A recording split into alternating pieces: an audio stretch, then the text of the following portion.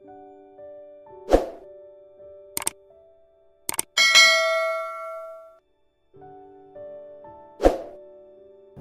datang di channel ini, sahabat-sahabatku yang terkasih. Di awal permenungan ini, saya hendak mengucapkan selamat memasuki masa retret agung.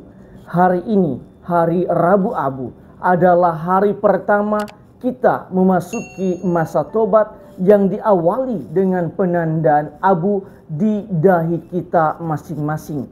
Tidak bosan-bosan, saya suka untuk mengingatkan kembali bahwa penandaan abu dan masa tobat ini bukan sekedar sebuah ritual ataupun perayaan tahunan, tetapi masa tobat ini haruslah memiliki dampak yang konkret di dalam hidup kita.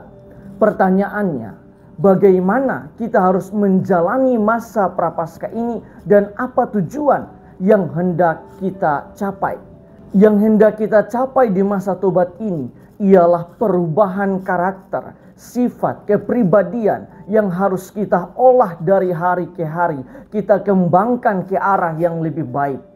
Kita bersyukur karena gereja menyediakan masa khusus bagi kita untuk melihat diri kita, mengubahnya menjadi lebih baik dan akhirnya bertumbuh dalam kedewasaan iman.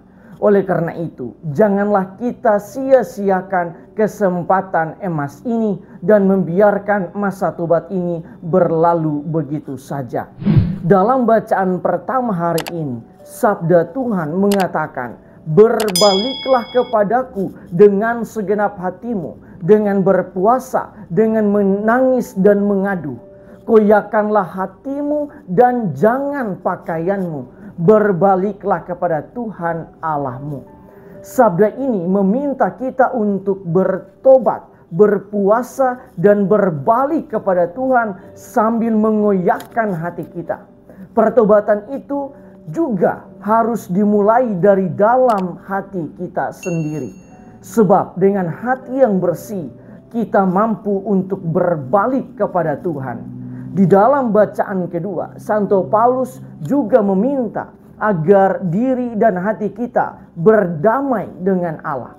Berdamai dengan Allah mengandaikan suatu pertobatan yang sungguh-sungguh, di mana kita benar-benar menyesali semua dosa-dosa kita dan membangun hidup yang baru bersama Allah.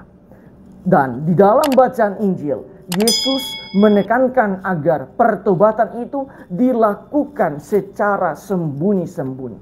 Artinya, kita tidak perlu mengumbar-umbar pertobatan kita. Namun yang terpenting ialah kita melakukannya secara konsisten dan komitmen yang kuat. Sahabat-sahabatku yang terkasih, berdasarkan bacaan-bacaan hari ini, marilah kita merenungkan sejumlah rema permenungan. Pertama, salah satu pokok penting yang harus kita sadari dari masa tobat ini ialah pertobatan yang kita jalani selama masa ini akan bermuara pada hari-hari pekan suci, saat-saat di mana kita diajak untuk merenungkan sengsara, salib, dan kebangkitan Yesus secara lebih dekat. Dalam arti tertentu, kita tidak sedang bertobat dengan tanpa arah ataupun bertobat dengan suatu kesia-siaan. Tetapi kita bertobat sambil merenungkan kesengsaraan dan salib Kristus yang disebabkan oleh dosa-dosa kita sendiri. Dan dengan kesadaran ini yang disertai dengan pertobatan, maka kita bisa menikmati kebangkitan bersama Kristus. Oleh karena itu, kita diajak untuk benar-benar memanfaatkan masa suci ini untuk bertobat. Kedua, bacaan-bacaan hari ini mengatakan bahwa koyakanlah hatimu dan lakukanlah secara tersembunyi. Perintah pertobatan ini memiliki makna yang begitu dalam, karena sabda Tuhan ini menghendaki agar kita tidak menjalankan masa prapaskah ini dengan berpuasa dan berpantang hanya secara ritual saja, tetapi benar-benar masuk ke dalam hati dan melakukan pertobatan dari dalam hati. Sebab di dalam Injil, Yesus mengatakan bahwa dari hatilah bersumber segala karakter, kepribadian, dan segala sifat manusia. Oleh karena itu, kita membutuhkan komitmen dan konsistensi dalam membangun pertobatan di masa prapaskah ini. Sebab diharapkan agar pertobatan ini bukanlah sekedar suatu tuntutan dari gereja, tetapi benar-benar berdampak bagi perubahan hidup yang lebih baik sampai maut menjemput kita dari dunia ini. Ketiga, pada awal mulanya manusia diciptakan dari debu tanah dan diciptakan secitra dengan Allah. Kemudian manusia jatuh di dalam dosa. Hari ini, di hari Rabu Abu ini, kita menerima abu untuk menyadarkan kita bahwa sebagai manusia kita adalah makhluk yang rapuh. Kita adalah makhluk yang mudah sekali jatuh di dalam dosa. Selain itu, ingatlah bahwa kedewasaan dalam iman ataupun kedewasaan secara manusiawi tidak terjadi secara otomatis.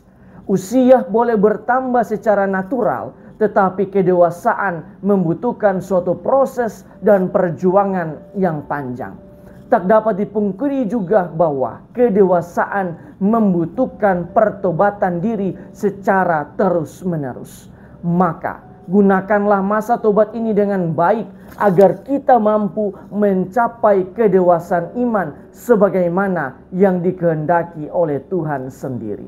Sebab dengan kedewasaan iman maka kita mampu hidup menurut gambar dan citra Allah. Dengan demikian, maknailah kata-kata pada saat kita menerima abu. Bertobatlah dan percayalah pada Injil, yang juga bisa berarti bertobatlah dan kembalilah kepada Allah. Tuhan memberkati kita semua.